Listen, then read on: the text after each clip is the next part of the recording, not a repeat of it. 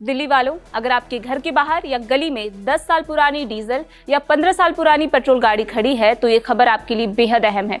राजधानी में अब पुरानी गाड़ी सिर्फ पुरानी नहीं बल्कि एंड लाइफ ऑफ व्हीकल यानी EOV मानी जाएगी और ऐसी गाड़ियों को बिना किसी पूर्व सूचना के जब्त कर सीधे कबाड़ में बदला जाएगा। दिल्ली सरकार के परिवहन विभाग ने साफ कर दिया है कि चाहे गाड़ी सड़क पर चल रही हो या सिर्फ खड़ी हो, अगर वो तय उम्र सीमा पार कर चुकी है तो उसे बख्शा नहीं जाएगा।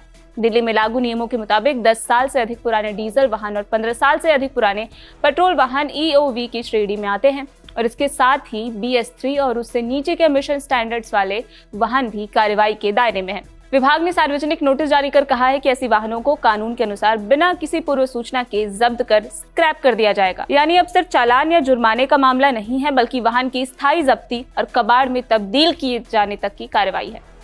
सबसे बड़ा सवाल, ऐसा कदम क्यों? दिल्ली देश की सबसे प्रदूषित राजधानियों में गिनी जाती है। हर साल सर्दियों में AQI खतरनाक स्तर पार कर जाता है।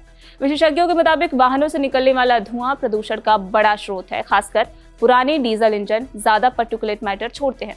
इसी को देखते हुए सख्त रुख अपनाया गया है ताकि सड़कों से प्रदूषण फैलाने वाले पुराने वाहन हटाए जा सके। लेकिन वाहन मालिकों के लिए रास्ता पूरी तरह बंद नहीं है। परिवहन विभाग ने सलाह दी है कि जिनकी गाड़ियां EOV श्रेणी में आती हैं वे राष्ट्रीय राजधानी क्षेत्र यानी NCR से बाहर अपना वाहन ट्रांसफर कर सकते हैं। इसके लिए अनापत्ति प्रमाण पत्र यानी NOC लेना होगा और वाहन को ऐसे राज्य में रजिस्टर कराना होगा जहां वो अभी कानूनी रूप से चल सकता हो। हालांकि ये प्रक्रिया टाइम बाउंड और डॉक्यूमेंट्स पर आधारित है, इसलिए देर करने पर जोखिम बढ़ सकता है। नोटिस का एक और अहम पहलू है कि कार्रवाई सड़क पर चलती गाड़ियों तक ही सीमित नहीं रहेगी। यदि कोई वाहन सार्वजनिक स्थान पर भी खड़ा है तब भी उसे जब्त किया जा सकता है। यानी मैं तो गाड़ी चला ही नहीं रहा, अब बचाव का आधार नहीं होगा।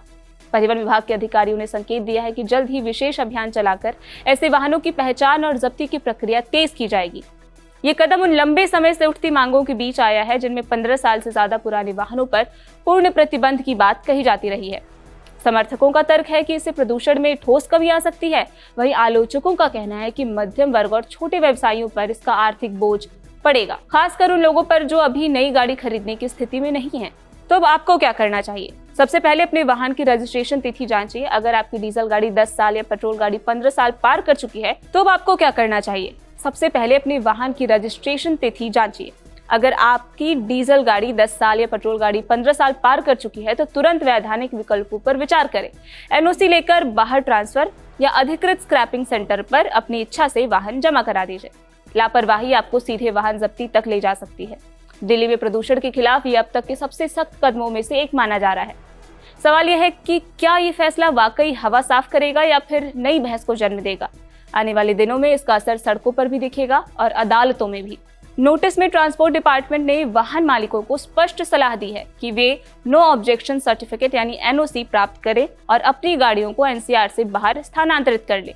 विभाग के शब्दों में दिल्ली में पब्लिक जगहों पर चल रही BS3 और उससे कम एमिशन स्टैंडर्ड वाली पुरानी गाड़ियों को कानून के मुताबिक बिना किसी पहले नोटिस के जब्त करके स्क्रैप कर दिया जाएगा। ऐसी गाड़ियों के मालिकों को सलाह दी जाती है कि वे उन्हें NCR से बाहर ले जाने से पहले NOC ले लें। यह कदम दिल्ली में प्रदूषण नियंत्रण की दिशा में बेहद सख्त लेकिन निर्णायक कार्रवाई के रूप में देखा जा रहा है। अब वाहन मालिकों के पास विकल्प साफ है, या तो समय रहते कानूनी प्रक्रिया पूरी करें या फिर बिना चेतावनी वाहन जब्ती और स्क्रैपिंग का सामना करें। आने वाले दिनों में यह अभियान न केवल सड़कों की तस्वीर बदलेगा बल्कि लोगों को पर्यावरण और कानून दोनों के प्रति अधिक सजग होने का संदेश भी देगा।